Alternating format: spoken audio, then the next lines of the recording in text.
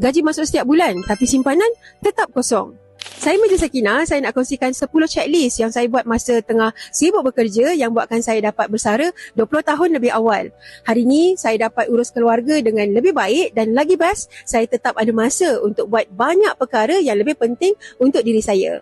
Checklist ketiga ni adalah tentang simpanan keluarga. Gaji pegawai tentera bukan sikit, tapi sebab kesilapan kewangan, kami langsung tak boleh menyimpan. Saya dan suami dua-dua bekerja, dapat gaji yang baik, tapi tetap tak ada simpanan. Puncanya satu, hutang. Kami memang ada menyimpan di koperasi tentera, tabung haji, ASB, tapi kan setiap tahun dapat je dividen, habis untuk belanja anak masuk sekolah, habis belanja untuk beraya di kampung, bayar insurans, road tax kereta dan macam-macam lagi.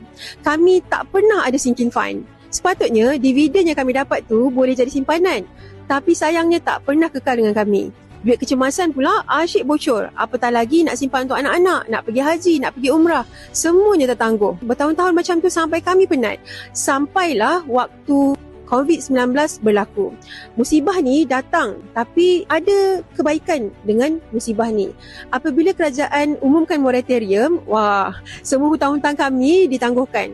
Kawan-kawan, ramai orang rasa seronok kan dapat moratorium, tapi personally untuk kami rasa sangat takut. Sebab kami tahu kalau tak kawal, duit tu memang akan tetap habis. Kami memang sedar dirilah kan, orang yang boros. Masa tu, suami saya teringat mas kahwin yang kami simpan lebih 10 tahun. Dari situ, kami buat keputusan, kami nak tukarkan duit yang kami dapat kepada emas. Harapan kami satu, supaya duit yang kami ada akan kekal lebih lama dengan kami. Dan rupa-rupanya, bila duit ni dah jadi emas fizikal, kami memang dah tak nampak duit.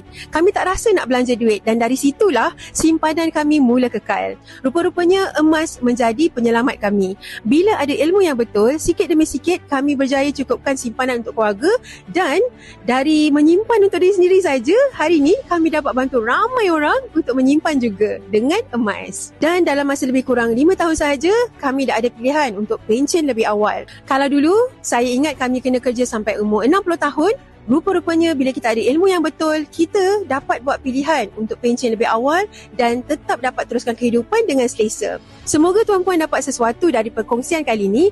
Untuk tuan-puan yang sedang berusaha nak banyakkan simpanan tapi mungkin simpanan asyik bocor sahaja kan? Boleh cuba untuk buat simpanan ikut cara yang kami buat.